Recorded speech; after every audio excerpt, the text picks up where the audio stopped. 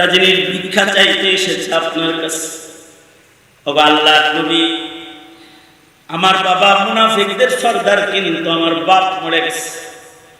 আমি আমার সন্তানকে নিজের হাতে গোসল দিয়েছি, আতর গোলাপ কর্পূর দিয়া আমি আমার বাবাকে সুন্দর করে সাজাইছি। ওগো সরকার, আমি জানাজা তৈয়ার করেছি রহমাতুল লিল আলামিন নবীর কাছে। সন্তান হইয়া বাবার জানাজাটা ভিক্ষা চাইতে এসেছি। ও আল্লাহর নবী, আপনি আমার বাপের জানাজাটা পড়াই। আমার মন বলে আপনি আমার বাবার জানাজা পড়াইলেই হয়তো মহান আল্লাহ আমার আব্বারে মাফ করে দেন। আল্লাহর রাসূল সাল্লাল্লাহু আলাইহি ওয়াসাল্লাম দাঁড়িয়ে গেছেন, জানাজা পড়ানোর জন্য রাসূল রওনা করেছেন।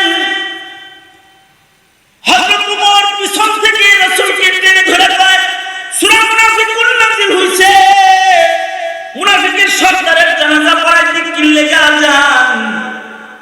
আল্লাহ না বলছে 70 বার ইস্তেগফার করলো, মুনাফিককে আল্লাহ তাআলা maaf করবে। আল্লাহর রাসূল উমরের হাত সরায় দিয়ে বলে, ছাড়ো উমর, আমারে যাইতে দাও। আল্লাহ 70 বারের কথা বলেছে, আমি 70 বারের চাইতে বেশি 70 মাররা বলেছে, আমি 70 বারের চাইতে বেশি করে ওর জন্য ইস্তেগফার করব, তারপরে মহান আল্লাহ যেন করে মাফ করে দেয়। হাদিস শরীফে এসেছে আল্লাহর রাসূল জানাজা পড়ালেন। শুধু তাই করে নাই, আল্লাহর রাসূল নিজের গায়ের জামা খুইলা কাফন বানায় মুনাফিকের সর্দারকে দিয়ে দিলেন। আমার গায়ের জামার বরকতে যদি কো আযাব থেকে বেঁচে থাকে। শুধু তাই করে নাই, হাদিসে আছে আল্লাহর নবী নিজের মুখের লুআব লালা জিহ্বা দিয়া বাইর কইরা আল্লাহর রাসূল শাহাদাত আঙ্গুলিতে লইয়া আল্লাহর নবী নিজের হাতে লালা আব্দুল্লাহ ইবনে উবাই ইবনে সালুলের মুখের ভিতরে দিয়ে দিলেন, যেন রহমাতুল লিল আলামিনের মুখের লালার বরকতে যেন মুনাফিকটারে কবরের আযাব আল্লাহ মাফ করে দেয়। এত দয়া মায়া রাসূলের কেন? কারণ রাসূল কবরের আযাব দেখে এসেছেন, জাহান্নামের গর্জন দেখে এসেছেন। এ কারণে পয়গম্বর চায় না কোনো মানুষ দোজখের আগুনে নিক্ষিপ্ত হয়ে যাক। শেষ পর্যন্ত নিজের মুখের লালাটা পর্যন্ত মুনাফিকের মুখের ভিতরে দিয়ে দিল, যেন আল্লাহ তার কবরের আযাব মাফ কইরা দেয়। কিন্তু আল্লাহ তাআলা ঈমান না থাকলে কাউকে ক্ষমা করে না। আল্লাহ তাআলা বন্ধুকে ডেকে বলে, বন্ধু, একটা মুনাফিকের জানাজা পড়াইতে কে বলেছে আপনাকে? যার ঈমান নাই এমন মুনাফিকের জানাজা আপনি পড়াইলেন, সাবধান করে দিলাম আপনাকে, সামনের থেকে কোন মুনাফিকের জানাজার নামাজ আপনি আর পড়াইবেন না। ওয়ালা তাকুম আলা কবরিহিম, শুধু জানাজা পড়াবেন না তা না, কোন মুনাফিকের কবর জিয়ারত আপনি করবেন না। বিক্ষিপ্ত আকারে কবর হলে কবরের হালাত দুষ্কর হয়, মুশকিল হয়। আর যদি ভালো মানুষের কবরের কাছেও কারোর কবর হয়, কখনো কখনো একজন মানুষের কারণে গোটা গুলিস্তানের সকল মাইয়িতের কবরের আযাব মাফ হয়। যেমন মুহাম্মদুর রাসূলুল্লাহ সাল্লাল্লাহু আলাইহি ওয়াসাল্লামের রওজা আতহার কবর মদিনাতুল মুনাওয়ারা, শুধু নবীজির রওজা, নবীজির কবর মদিনাতুল মুনাওয়ারাতে হওয়ার কারণে কিয়ামত পর্যন্ত আশা করা যায় মদিনায় যাদের দাফন হবে তাদের কবরে আযাব হবে। কারণ মদিনায় ঘুমিয়ে আছেন বরজখে মুহাম্মদুর রাসূলুল্লাহ সাল্লাল্লাহু আলাইহি ওয়াসাল্লাম। আল্লাহ তাআলা তার দোস্তের কাছাকাছি দোস্তর উম্মতের কোন কবরে আগুন জ্বালায় আশা করা যায় আল্লাহ তাআলা দোস্তকে কষ্ট দিবেন না। এই কারণেই কিয়ামত পর্যন্ত মানুষের দোয়া চলবে, আয় আল্লাহ মদিনায় একটু কবর করে দিয়ে না। এই দোয়াটা কিয়ামত পর্যন্ত বুদ্ধিমান মুমিনরা এই দোয়া করতে থাকবে। বকিয়ে মুকদ্দাস পে হো মেরি মরকদ, বকিয়ে মুকদ্দাস পে হো মেরি মরকদ, हमेशा रहूं मैं किनारे मदीना, हमेशा रहूं मैं किनारे मदीना। অনেক লম্বা করে কিছু বলার মতো ইচ্ছা আমার নাই, খুব তাড়াতাড়ি আপনাদেরকে নিয়ে দোয়ায় মোনাজাতের দিকে যাওয়ার ইরাদা। আবার আজকে জুমা রাত, আগামীকালকে জুমার প্রস্তুতি, এজন্য আলোচনা লম্বা করার অবকাশ নেই। তবে গুরুত্বপূর্ণ 2-4টা কথা, গনে গনে 3-4টা কথা। তার ভেতরে 1 নম্বর কথা আমি শুরু করে দিচ্ছি। 4টা কথার 1 নম্বর কথা দুনো হাত উপরে তুলেন তো, কথাগুলো বুঝার দরকার, কারণ উপরে তুলাই দিয়েছে হাত সোজা করেন, আঙুল খুলেন, নাড়াচাড়া দেন, যার নাই তো সব মাশাআল্লাহ। কেউ ঘুমান নাই তো? যারা যারা ঘুমাইছেন হাত নামান, সোজা করেন, জবান খুলে আওয়াজ করে বলুন সুবহানাল্লাহ, আলহামদুলিল্লাহ, লা ইলাহা ইল্লাল্লাহ। আওয়াজ করে উচ্চ আওয়াজে বলুন আল্লাহু আকবার। আল্লাহু আকবার জোরে বলা সুন্নাত। আল্লাহু আকবারের আওয়াজ যত বিকট হয় দুশমন তত ভয় পায়, শয়তান তত দূরে যায়। আর আল্লাহু আকবারের ধ্বনি যত সবল হয় ঈমান তত বেড়ে যায়। আল্লাহু আকবারের আওয়াজ যত বড় হয় আল্লাহ তত খুশি হয়। মাশাআল্লাহ। এই যেমন আমার দিকে ছিলেন, কয়েক মিনিট আমার দিকে থাকেন, মাত্র 4 কথা, 1 কথা, 1 নম্বর কথা। আচ্ছা, কথাটা শোনার আগে একটা দৃষ্টান্ত শুনেন। দৃষ্টান্ত দিয়ে কিছু বললে আল্লাহ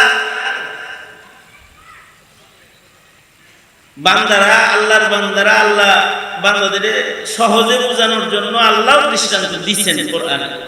এই কারণে কিতাবের নাম আছে আমসাল আল কোরআন, কোরআনে বর্ণিত দৃষ্টান্তাবলী। হাদিসেও দৃষ্টান্ত আছে আমসাল আল হাদিস, নবী উদাহরণ দিয়ে দিয়ে দিয়ে দিয়ে কথা বুঝাইছেন। ইসলাম কি তাবুর সাথে তুলনা করে আল্লাহর রাসূল দৃষ্টান্ত দিয়ে ইসলাম বুঝাইছেন। দৃষ্টান্ত দিলে কথা ভালো বুঝে আসে। আমার 1 নম্বর কথা বুঝার জন্য একটা দৃষ্টান্ত। 1 নম্বর কথা কি বলেছি? বলেছি হলো কখনো কখনো একটি কবরের কারণে গোটা এলাকা কবরস্থানের সকল মাইয়িতের কবরের আযাব মাফ হয়ে যায়, একটা নেককারের কবরের কারণে। এই কারণে মদিনাতুল মুনাওয়ারাতে কিয়ামত পর্যন্ত যত মাইয়িতরা ঘুমাইবে আশা করা যায় তাদের কবরের আযাব মাফ। আমিন। আর একটা দামি গুরুস্থান আছে জান্নাতুল মুআল্লা, যেখানে ইসলামের পয়লা মুসলমান হযরত খাদিজাতুল কুবরা ঘুমাইছেন, যেখানে সাহাবায়ে কেরাম ঘুমিয়ে আছেন। আশা করা যায় তাদের কবরের কারণে হুদুদে হারাম মক্কার সকল মাইয়িতের কবরের আযাব মাফ। আর একটা স্মরণীয় গুরুস্থান আছে মাকবারাতুল হুজ্জাজ, হাজীদের কবরস্থান। যদি হজে যায় কেউ মরে যায় তাহলে সরায়াতে হাজীদের গুরুস্থানে দাফন হয়ে যায়। আশা করা যায় ইহরাম করা কোন মাইয়িত যারা আল্লাহর নামে ঘর থেকে বের হয়েছে তাদের কবরে আসমানের মালিক আল্লাহ আযাব দিবে না। কবরের হালাতকে শরীয়তের ভাষায় বলে বরজখের আলাম। বরজখ, বরজখের উপরে যার বিশ্বাস নাই, তার ঈমান নাই। নতুন প্রজন্মের বর্তকের উপরে ঈমান নাই। এ কারণে অনেকেই কবরের আযাব মানে না। মনে রাখতে হবে, যারা কবর বুঝে না, কবর মানে না, ওদের ঈমান নাই, ওরা আল্লাহ বুঝে না, রাসূলও বুঝে না। বর্তক মানতে হয়। যে বর্তক মানে না, কোরআন মানে না, হাদিস মানে না। নাস্তিকরা মনে করে কবরে কোনো আযাব নেই, কবরে কোনো জান্নাত নেই। এটা নাস্তিকদের ধারণা। নাস্তিকরা মনে করে কবরে গেল, লাশটা পচে গেল, মাটির সাথে মিশে গেল, বাস কিচ্ছা শেষ। আসলে কি কিচ্ছা শেষ? কেবল কিচ্ছা শুরু। বেটা কিচ্ছা কি? একদিন তো হাওয়ার উপরে ছিলি দুনিয়াতে, মরার পরে হলো আসল জগৎ শুরু, হয়তো জান্নাত নয়তো দুজক। মৃত্যুর পরেই হয়তো জান্নাতে চলে যায়, নয়তো আগুনে চলে যায়, নয়তো বাগানে চলে যায়। এই কারণে আল্লাহর রাসূলকে দুনিয়ার মাটিতে জান্নাতের বাগান দেখাইতে আল্লাহ তাআলা মিরাজের রাত, এই কথা খেয়াল করার মতো, খেয়াল করে না শুনলে কিচ্ছু মনে থাকতো না। আল্লাহ রাসূলকে মিরাজের রাতে আল্লাহ তাআলা মসজিদুল হারাম থেকে মসজিদুল আকসায় যে নিছেন, বুরাক যুগে আল্লাহ নবীকে মসজিদে হারাম থেকে আল্লাহ তাআলা মসজিদুল আকসায় নিছেন ফিলিস্তিনে।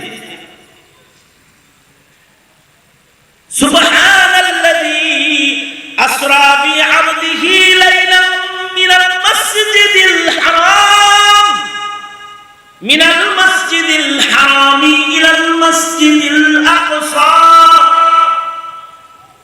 পবিত্র মহান সত্তায় মসজিদে হারাম থেকে মসজিদে আকসা পর্যন্ত তার বান্দাকে সফর করাইছে। কি জন্য সফর করাইছেন? লিনুরিয়াহু মিন আয়াতিনা। এর তাফসীরে মুফাসসিরিন বলেন, কি আয়াত দেখানোর জন্য, কি দেখানোর জন্য নবীকে মসজিদে আকসায় নিছেন? মসজিদে আকসার আশপাশে যেহেতু লক্ষাধিক নবীর আগমন ঘটেছে, এই মসজিদুল আকসার আশেপাশে 70,000-এরও বেশি পয়গম্বরের কবর আছে। এই সব দেখানোর জন্য, নবীদের সাথে জিয়ারত করার জন্য, নবীদের কবরের হালত দেখানোর জন্য আল্লাহ তার বন্ধুকে সফর করায়া মক্কাতুল মুকাররমা থেকে মসজিদুল আকসা পর্যন্ত নিছেন। আল্লাহু আকবার করে বলেন। এবং আল্লাহর রাসূল মিরাজ থেকে এসে কবরের বর্ণনাও দান করছেন। আল্লাহর রাসূল বলেন, আমি যখন যাইতেছিলাম জাবালে আহমার বরাবর, সেখান থেকে খুশবু বের হইতেছে। জিবরাইলকে বললাম, খুশবু কিসের? এটা ঈমানদারের কবরের খুশবু। সুবহানাল্লাহ, আস্তে করে বলেন। হযরত আসিয়া সহকারে ফিরআউনের ঘরে যারা শাহাদাত বরণ করেছে, ঈমানদার, ওরা এই নিচে ঘুমায় রয়েছে, ওদের কবর থেকে খুশবু বের হইতেছে। খুশবু জান্নাতের কবরের খুশবু। মিরাজ থেকে এসে আল্লাহর রাসূল বলেন, আল্লাহ রাসূল সাল্লাল্লাহু আলাইহি ওয়াসাল্লাম বলেন, নিচের দিকে নজর করে আল্লাহর রাসূল তাকায় দেখে মুসা নবীর কবরের ভেতরে পয়গম্বর মুসা কবরের ভেতরে দাঁড়িয়ে নামাজ পড়তেছে। কবরের হালত দেখতে দেখতেই নবী গেছেন মসজিদুল আকসা। এখানে কবর হয় তো আগুন হয়, নয়তো বাগান হয়। আল্লাহর রাসূল বলতেছেন, আল কবরু রাওযাতুম মিন রিয়াজিল জান্নাহ আও হুফরাতুম মিন হুফারিন নার। এখন আপনারা বলুন, আমরা কি এখানে কেউ এমন আছি যারা কবরে যাওয়া লাগবে না? আছেন কেউ এরকম? এখানে কেউ আছেন? সবার কবরে যাইতে হবে, এই বিশ্বাস তো সবার আছে। এখন প্রশ্ন হলো, আপনার কবর কি আপনি আগুন বানাইবেন না বাগান বানাইবেন? এলো কথা। কখনো কখনো কবরের পরিবেশ ভালো হলেও কবর জান্নাতের বাগান হয়ে যায়, এটা আমার এক নম্বর কথা। আমি যে ওয়াজটা করলাম এতক্ষণ, এই ওয়াজটাই করতেছিলেন মৌলানা। আপনি দাঁড়ায় গেছেন কেন? এই দাঁড়ায় গেছেন কেন? আমার নজর আপনার উপর পড়তেছে, ব্রেনে বাড়ি দেয়, বসেন। তা আমি যে এই বয়ানটা করলাম, এই বয়ানটা কাসেম নানতুবির আগে ছিলেন। কাসেম নানতুবি হলেন হুজ্জাতুল ইসলাম, কাসিমুল উলুম ওয়াল খায়রাত। কাসেম নানতুবি রাহমাতুল্লাহি আলাইহি, যিনি মাদ্রাসা শিক্ষা প্রতিষ্ঠাতা। উনি যদি দারুল উলুম দেওবন্দ না করত, তাহলে শাহবাগ চত্বরের নাস্তিকের শুধু একটা মিছিল তোমাদের নজরে পড়তো না, ভারতবর্ষে নাস্তিক পাইতা, ভারতবর্ষে মুসলমান পাইতা না। কারণ কাসেম নানতুবি মাদ্রাসা প্রতিষ্ঠা করেছেন বিধায়ী, এখান থেকে জন্মগ্রহণ করেছে দাওয়াতুত তাবলীগ, এখান থেকেই জন্মগ্রহণ করেছে খানকায়ে নিজাম, এই মাদ্রাসাগুলো থেকেই জন্মগ্রহণ করেছে ওয়াজ আর নসিহত, এই মাদ্রাসাগুলো থেকেই জন্মগ্রহণ করেছে ইংরেজ খেলাফ আন্দোলনের মুজাহিদের কাফেরা, যারা ইংরেজকে তাড়িয়েছিল। এই কাসেম নানতুবি রাহমাতুল্লাহি আলাইহি উনি এই বয়ানগুলো করতেছিলেন। তো ওনাকে একজন একটা প্রশ্ন করছে, যিনি প্রশ্ন করেছে তার নাম হলো আল্লাদিন। নাম কি? কে প্রশ্ন করছে? আল্লাদিন। আল্লাদিন একজন মূর্খ সাধারণ মানুষ, হযরত কাসেম নানতুবির খাদেম। সে প্রশ্ন করে বলে, ঈমান নাই, আমল নাই, ভালো মানুষের কবরের লগে কবর হলেই জান্নাত। জিনিসটা কিন্তু কাসেম নানতুবি আল্লাদিনের বুঝে আসে নাই। আমার এখনকার আলোচনাটা বুঝলেই কোন কবরস্থানের দরকার কেন এটা বুঝে আসবে। কবর যদি বিক্ষিপ্ত হয়, তাহলে কবরের পারে বৈশা, বাপের কবরে পাশে বৈশা ছেলে পেশাব করে। এই গুরুস্থান পাশে বসে মুখ ভালো লাগছে। আমি নিজে গেছি রংপুরে, এক এলাকায় যায় দেখি, মানে পার্সোনাল দাওয়াতি কাজে রংপুর মিঠাপুকুর এলাকায় আমি গেছি, যায় দেখি গোটা থানার ভেতরে একটা গুরুস্থান নেই। দেখি কবরের পারে বসে বসে তাস খেলেন, নাতিরা দাদার কবরের পাশে তাস খেলা লাগছে, আর বাচ্চারা চাচার কবরের ওয়ালের উপরে বয়ে বয়ে বিড়ি খেতেছে। আমি এলাকার নেতাদের বললাম, গুরুস্থান নাই, এত আলাদা আলাদা কবর কেন? আমাদের এলাকায় কবরস্থান নাই। আল্লাহর রাসূল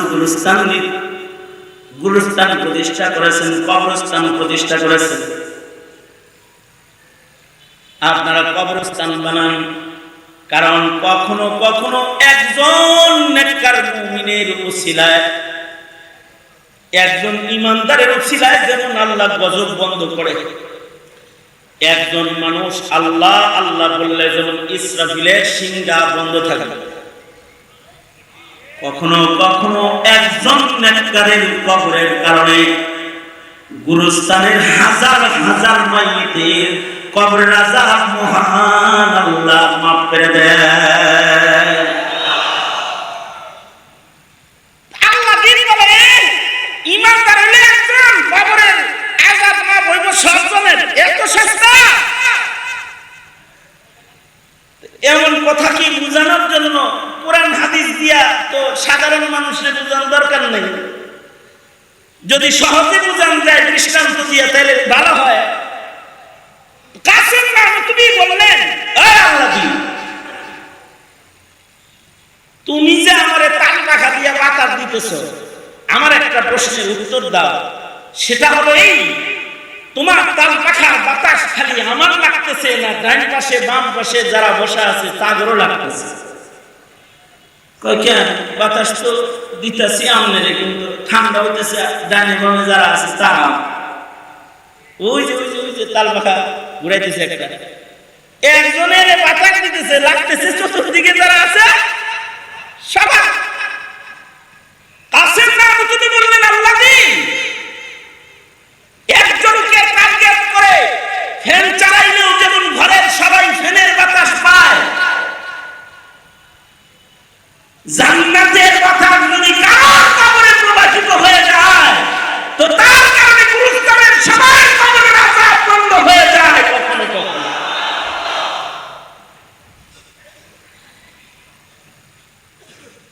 তবে একটা সময় ছিল যখন গুরুস্থানও খুব হিসাব করে করা হতো, যাকে তাকে যেমন তেমন গুরুস্থানে দাফন করা হতো না, একটা সময় ছিল। এখন তো ফাঁস লয়ে মরছে তারও আমরা গণকবরস্থানের এক কোণা দিয়ে শোয়া দিই, বিষ খায় আত্মহত্যা করেছে তাকেও এক পাশে শোয়া দিই, প্রেমে ফেল করছে দেখা সুইসাইড করছে। প্রেমে ফেল মানে একজনের কইছিল আই লাভ ইউ, ও কইছে নো লাভ ইউ, মইরা গেছে সুইসাইড করেছে তাকেও গণকবরস্থানের এক পাশে শোয়া দিই। এটা আমাদের বুজুর্গরা ওদের কবরের আযাব থেকে বাঁচাইবার লাগিয়া ওদের জন্য নেককারদের বাদ দিয়ে একটা জায়গা বের করে দিয়ে দেয়, যেন নেককারদের কারণে যেন আল্লাহ তাআলা যেন ওরে মাফ করে দেয়। কিন্তু এক জমানার মুমিন এত করা ছিল, যারা যারা গুরুস্থানের জায়গা দিত না, যেমন উজবেকিস্তানে একটা কবরস্থান আছে, কবরস্থানের ওয়াকফকারী যিনি তিনি ওয়াকফ করার সময় ওসিয়তনামা লিখেছে যে আমি গুরুস্থানের জন্য মাটি ওয়াকফ করে দিয়ে গেলাম, কিন্তু আমার ওসিয়ত হলো আমার ওয়াকফ করা মাটির ভেতরে কেউ যদি নিজের কবর বানাইবার চায় তাইলে তার নাম মুহাম্মদ হইতে হবে, অর্থাৎ আমার নবীর নামে যার নাম সে এই গুরুস্থানের জায়গা পাবে। গুরুস্থানের নাম মাকবারায়ে মুহাম্মাদিয়া, মুহাম্মাদিয়া কবরস্থান। শুধু এতটুকু শর্ত নয়, আর একটা শর্ত দিয়েছে, এই গুরুস্থানের মাইয়িত যদি কেউ হইতে চায় তাহলে তার 1 লক্ষ হাদিস সনদ সহ মুখস্থ থাকা লাগবে। উজবেকিস্তানে ইমাম বুখারী রাহমাতুল্লাহি আলাইহি 17 জন উস্তাদ ওই গুরুস্থানে ঘুমায় রয়েছে, আর প্রায় 1,500 হাফিজুল হাদিস একসাথে ঘুমায় রয়েছে। দুনিয়ার আলেমরা বলে যে জান্নাতুল বাকিয়ার মুআল্লার পরে সবচেয়ে দামি কবরস্থান হলো যেখানে প্রায় 2000 হাফিজুল হাদিস একসাথে ঘুমায় রয়েছে।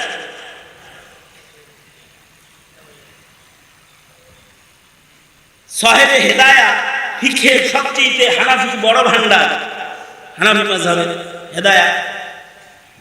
এই হেদায়া কিতাবের লেখক যিনি, উনার জন্ম ওই এলাকায়, উনি মরছেন ওই এলাকায়, কিন্তু এই গুরুস্থানে ওনারে ঢুকতে দেয় নাই মরার পরে। কেন? উনার 1 লক্ষ হাদিস মুখস্থ ছিল, কিন্তু উনার নাম মুহাম্মদ না, এজন্য কয় তোমার জায়গা এখানে না। আমাদের কোন কবরস্থানে এমন কি বলা হয় না? আমাদের ইমানদাররা, আমাদের বাপ দাদারা আমাদের উপরে রহম করছেন।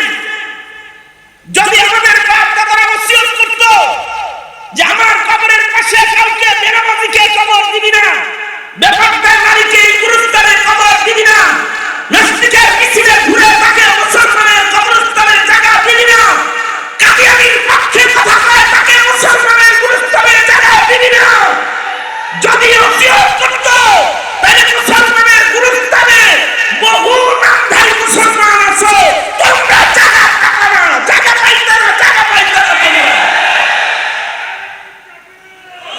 কিন্তু আমাদের বাপ দাদারা এমনকি শব্দ দেয় নাই, তোমার ঘরে দোজখের আগুন থেকে কোনো না কোনো ভাবে বাঁচাইতে চায়, এটাও নবীর নায়েব হওয়ার কারণে।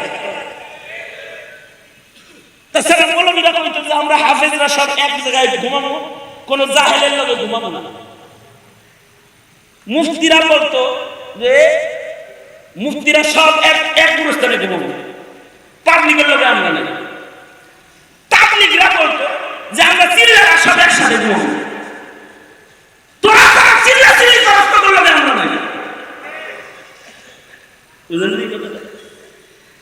কিন্তু এমনটি কথা তারা বলে নেই, তোমাদের দূরে সরাই নেই কেন? তারা চিল্লায়নি নবী এর লেগে, নবীজিও চেষ্টা করছে শেষ পর্যন্ত মুনাফিকের কবর আযাব মাফ করানোর লাগি আল্লাহর রাসূল চেষ্টা করছে। মুনাফিকদের সর্দার আব্দুল্লাহ ইবনে উবাই ইবনে সুলুল মৃত্যুর আগে মুনাফিকের সর্দারে নিজের ছেলে আব্দুল্লাহ ইবনে আব্দুল্লাহ সাহাবীকে কয়, আগের মুনাফিকরা এখনকার যুগের নাস্তিকের চাইতে ভালো ছিল। ভালো যে ছিল তার একটা দলিল আমি পেশ করতেছি। মুনাফিকদের সর্দার আব্দুল্লাহ ইবনে উবাই ইবনে সুলুল নিজের ছেলে আব্দুল্লাহ ইবনে আব্দুল্লাহকে কয়, বেটারে তুই তো সাহাবী, বাপ হয়ে তুই সন্তানের কাছে আমার একটা আবেদন, আমি মরে গেলে তোর রাসূল দিয়া আমার জানাজাটা তুই পড়াইস। আমার মন বলে হাবিবুল্লাহ যদি আমার জানাজার নামাজ পড়ায় মহান আল্লাহ হয়তোবা আমারে মাফ করে দিবে। তার মানে বোঝা যায় মুনাফিকেরও কবরের উপরে ঈমান। জোরে বলেন, জোরে বলেন, জোরে বলেন, আরো জোরে আওয়াজ করে বলেন কি? মুনাফিক, ইন্নাল মুনাফিকিনা ফিদ দারকিল আসফালি মিনান নার। আল্লাহ কয় মুনাফিকরা দুজকের নিম্ন জায়গায় অবস্থান করবে, কাফেরের চেয়ে নিচে। সেই মুনাফিকও নিজের কবরের আযাব মাফ করানোর লেগে কয় যে আমার জানাজাটা যেন হাবিবুল্লাহ পড়ায়, বাবা একটু অনুরোধ করিস। এখন তো নাস্তিকরাও জানাজা পড়ায়, আপনারা এরকম খবর জানেন? এই আমারা দিয়ে সব ওয়াজ করেন করানোকে, আপনারা কইতে পারেন না কিছু? নাস্তিকরা জানাজা পড়াইছে দেখেন নাই আপনারা? শাহবাগে কিছু জানাজা হয়েছে, এগুলোর খবর পান নাই আপনারা? কথা বলেন না কেন, কথা বলেন না কেন? পান নাই, খবর পান নাই? ভালো মানুষের জানাজা কামনা করে এটা তো একটা ঈমান। আগের যুগের রাজনীতি যারা করতো তারা ভালো মানুষের জানাজা ওসিয়তনামায় লিখতো। মুহাম্মদ আলী জিন্নাহ মরার আগে ওসিয়তনামায় লিখেছিল।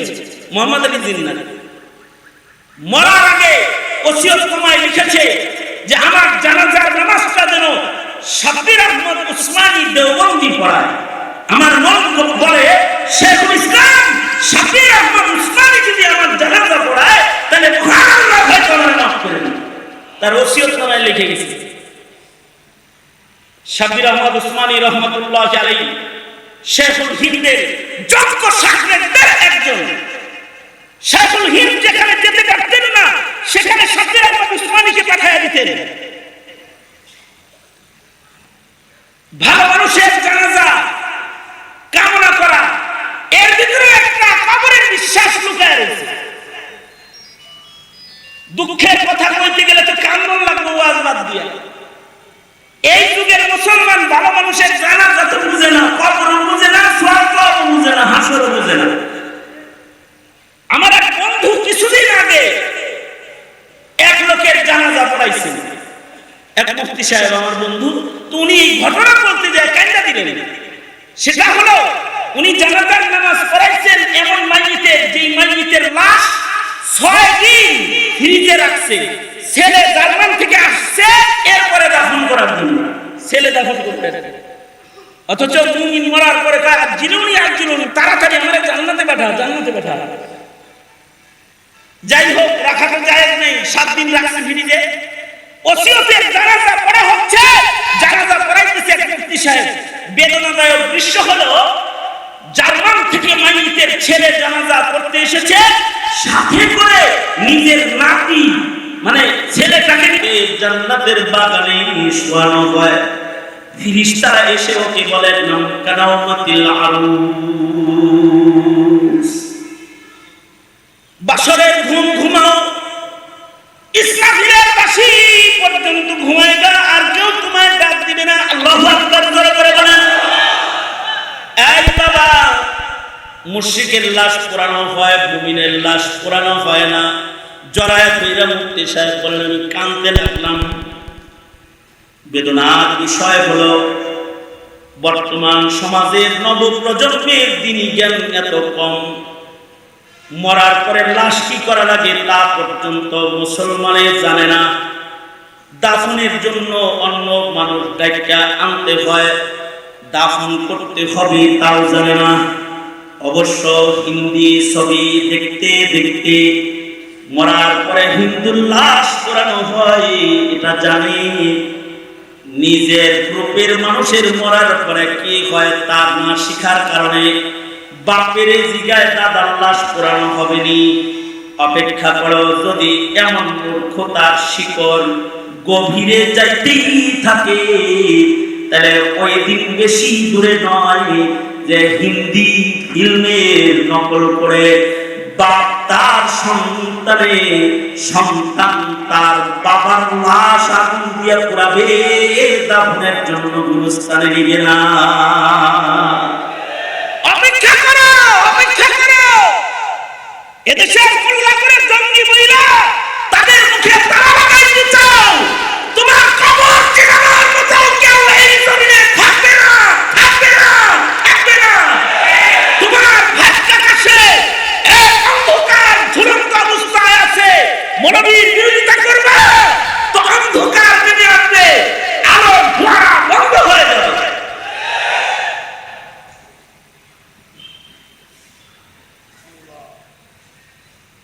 এই কারণেই গুরুস্থান দরকার। কখনো কখনো এক মাইয়িতের কারণে গোটা এলাকার মাইয়িতের কবর রাজা মহান আল্লাহ মাফ করে দেন। আল্লাহু আকবার করে বলেন।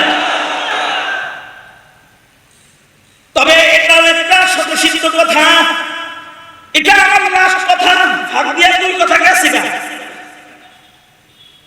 এটা আমার লাস্ট কথা। সেটা হলো তবে কখনো কখনো ভালো জায়গায় কবর হইলেও লাভ হয় না, কখনো কখনো রাসূল জানাজা পড়াইলেও লাভ হয় না যদি ঈমান নষ্ট হয়ে যায়।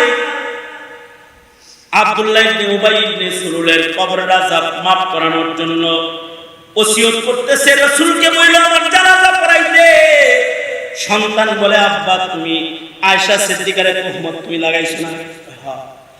তুমি রাসূলের গালি দিছো না যুদ্ধের মাঠে? তোমার মতো মুনাফিকের সর্দারের জানাজা যদি সরবারে দু আলম নবী পড়াইবেন, মুনাফিক কিন্তু নবীর ব্যাপারে কত দামি কথাটা কয়।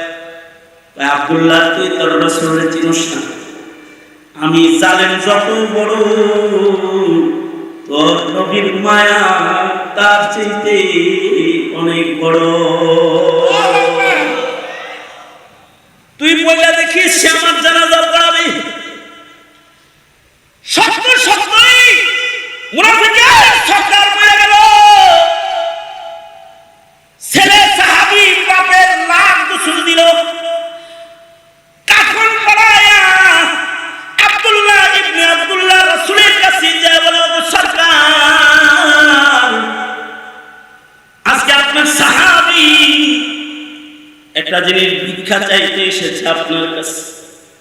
ও আল্লাহর নবী, আমার বাবা মুনাফিকদের সরদার, কিন্তু আমার বাপ মরে গেছে। আমি আমার সন্তানকে নিজের হাতে গোসল দিয়েছি, আতর গোলাপ কর্পূর দিয়া আমি আমার বাবাকে সুন্দর করে সাজাইছি। ওগো সরকার, আমি জানাজা তৈয়ার করেছি রহমাতুল লিল আলামিন নবীর কাছে। সন্তান হইয়া বাবা জানাজাটা ভিক্ষা চাইতে এসেছে। ওগো আল্লাহর নবী, আপনি আমার বাপের জানাজাটা পড়াই দিন। আমার মন বলে আপনি আমার বাবার জানাজা পড়াইলেই হয়তো মহান আল্লাহ আমার আব্বারে মাফ করে দেন। আল্লাহর রাসূল সাল্লাল্লাহু আলাইহি ওয়াসাল্লাম দাঁড়িয়ে গেছেন, জানাজা পড়ানোর জন্য রাসূল রওনা করেছেন। হযরত ওমর পিছন থেকে রাসূলকে টেনে ধরে কয়, সূরা মুনাফিকুন নাযিল হইছে, মুনাফিকের সর্দারের জানাজা পড়াইতে কি লেগে যান? আল্লাহ না বলছে 70 বার ইস্তেগফার করলো, মুনাফিককে আল্লাহ তাআলা maaf করবে। আল্লাহর রাসূল উমরের হাত সরায় দিয়ে বলে, ছাড়ো উমর, আমারে যাইতে দাও। আল্লাহ 70 বারের কথা বলেছে, আমি 70 বারের চাইতে বেশি 70 মাররা বলেছে, আমি 70 বারের চাইতে বেশি করে ওর জন্য ইস্তেগফার করব, তারপরে মহান আল্লাহ যেন করে মাফ করে দেয়। হাদিস শরীফে এসেছে আল্লাহর রাসূল জানাজা পড়ালেন, শুধু তাই করে নাই, আল্লাহর রাসূল নিজের গায়ের জামা খুইলা কাফন বানায় মুনাফিকের সর্দারকে দিয়ে দিলেন। আমার গায়ের জামার বরকতেও যদি ও আযাব থেকে বেঁচে যায়। শুধু তাই করে নাই, হাদিসে আছে আল্লাহর নবী নিজের মুখের লুআব লালা জিহ্বা দিয়া বাইর কইরা আল্লাহর রাসূল শাহাদাত আঙ্গুলিতে লইয়া আল্লাহর নবী নিজের হাতে লালা আব্দুল্লাহ ইবনে উবাই ইবনে সুলুলের মুখের ভিতরে দিয়ে দিলেন, যেন রহমাতুল লিল আলামিন মুখের লালার বরকতে যেন মুনাফিকটারে কবরের আযাব আল্লাহ মাফ করে দেয়। এত দয়া মায়া রাসূলের কেন? কারণ রাসূল কবরের আযাব দেখে এসেছেন, জাহান্নামের গর্জন দেখে এসেছেন। এ কারণে পয়গম্বর চায় না কোনো মানুষ দোজখের আগুনে নিক্ষিপ্ত হয়ে যাক। শেষ পর্যন্ত নিজের মুখের লালাটা পর্যন্ত মুনাফিকের মুখের ভিতরে দিয়ে দিল, যেন আল্লাহ তার কবরের আযাব মাফ কইরা দেয়। কিন্তু আল্লাহ তাআলা ঈমান না থাকলে কাউকে ক্ষমা করে না। আল্লাহ তাআলা বন্ধুকে ডেকে বলে, বন্ধু, একটা মুনাফিকের জানাজা পড়াইতে গিয়ে বলেছে, আপনাকে যার ঈমান নাই এমন মুনাফিকের জানাজা আপনি পড়াইলেন, সাবধান করে দিলাম আপনাকে, সামনের থেকে কোন মুনাফিকের জানাজার নামাজ আপনি আর পড়াইবেন না। ওয়ালা তাকুম আলা কবরিহিম, শুধু জানাজা পড়াবেন না তা না, কোন মুনাফিকের কবর জিয়ারত আপনি করবেন না। মুহাম্মদুর রাসূলুল্লাহ সাল্লাল্লাহু আলাইহি ওয়াসাল্লামের এই তরফ যদি নবীর গায়ে ইমাম, আলেম, উলামা, হাফেজ আলেমদের হৃদয়ে না থাকতো, তাহলে যারা আল্লাহর ইজ্জতে আক্রমণ করো, নবীর সুন্নাতকে যারা গালি দাও, এদেশের মানবীরা তোমাদের জানাজা নামাজের ইমামতিও করতো না, জানাজার নামাজও পড়াইতো না। কিন্তু তোমাদের জানাজার জন্য পড়ায়, জানাজার কারণেও যদি আল্লাহ তোমাদের মাফ করে দেয়, তবে মনে রাখো মোল্লায় জানাজা পড়াইলেই কবরের আযাব মাফ হয় না, মুনাফিকের সর্দারের কবরের আযাব নবীর জানাজা দিয়েও মাফ হয় নাই। সঙ্গত কারণে কবরে যাওয়ার আগে ঈমান আমল ঠিক করো, ওয়াবুদ রাব্বাকা হাত্তা ইয়াতিয়াকাল ইয়াকিন, এটা হলো শেষ কথা। গুরুস্থানে কবর হলে কখনো কখনো কবরের আযাব মাফ হয়, কিন্তু ঈমান আমল ছাড়া কবরে গেলে কোনো কিছুই দিয়া কবরের আযাব থেকে রক্ষা পাওয়া যায়? জোরে আওয়াজ করে বলে। এই বিষয়টা যদি বুঝে এসে থাকে, গুরুস্থানও চাই, ঈমান আমলও ঠিক করতে চাই, ঠিক কিনা? কারা কারা এই কথাটা বুঝছেন হাত তুলে? তাহলে ওয়াদা করুন, বলুন ইয়া আল্লাহ। হ্যাঁ, আওয়াজ করে ওয়াদা করুন, ইয়া আল্লাহ ওয়াদা করিতেছি শিরক করব না, ওয়াদা করিতেছি নামাজ কাজা করব না, ওয়াদা করিতেছি রমজানের রোজা ভাঙব না, ওয়াদা করিতেছি আলেমদেরকে গালি দিব না, নবীর দুশমনকে প্রশ্রয় দিব না। চিল্লায় বলেন ঠিক কিনা? আওয়াজ করে বলেন ইসলামকে লালন করব, ইসলামের বিরুদ্ধাচারণকারী যারা তাদের সাথে আপোষ করব না। ঠিক কি না? আওয়াজ করে বলেন।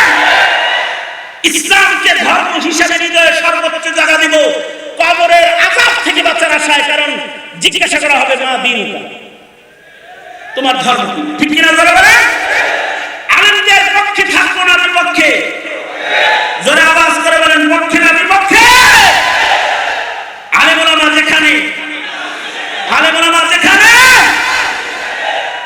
ঈমান আমল বাঁচাতে কোরআন শিখবো শিখাবো।